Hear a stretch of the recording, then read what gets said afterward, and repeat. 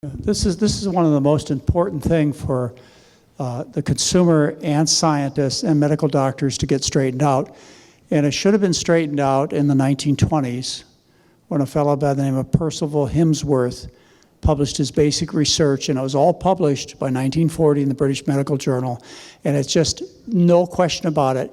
Fat, we're talking about pig fat, cow fat, olive fat, paralyzes insulin, increases insulin needs. Carbohydrate, including pure white sugar, increases the sensitivity to insulin.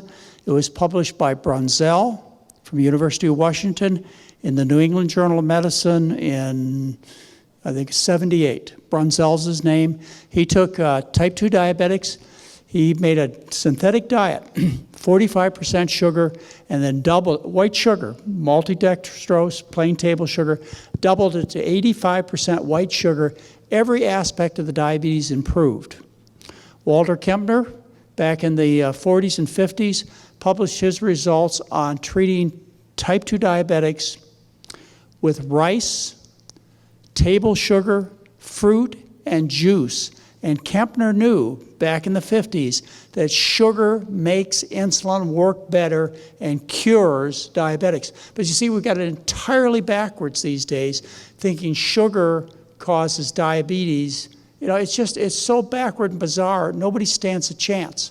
So we got to get this one simple fact down that has been established. Even in diabetes care 2 years ago, they took type 1 diabetics, they dramatically increased their white sugar intake and decreased the insulin needs of type 1 diabetics. You know, it's always been the same, but everybody knows different. Don't eat potatoes, turns to sugar, makes you fat, and gives you diabetes. It's exactly the opposite in terms of ultimate disease outcome. Imagine, I use the analogy. First off, that's why I stopped arguing with John way back when, is he used to tell me not only the correct answer, but the page number of the article to look it up on. So, and he was always right. But I like the analogy of, imagine if you have a bucket with a hole in it and it's filling up with water. Normally the water has to get through and down a pipe.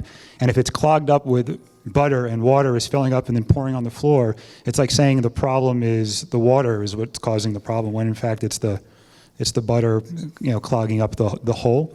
And that's what's happening in your bloodstream. More sugar, it's just pouring out all over the place. But what's the problem? The problem is the fat and the insulin receptors and the problems that those cause. Thank you. Type 2 diabetes is 100% curable. You need to know that. It's a matter of changing diet, but it's also a matter of losing weight. And unfortunately, people are so confused. Not that the science is confused, it's just the practitioners are confused.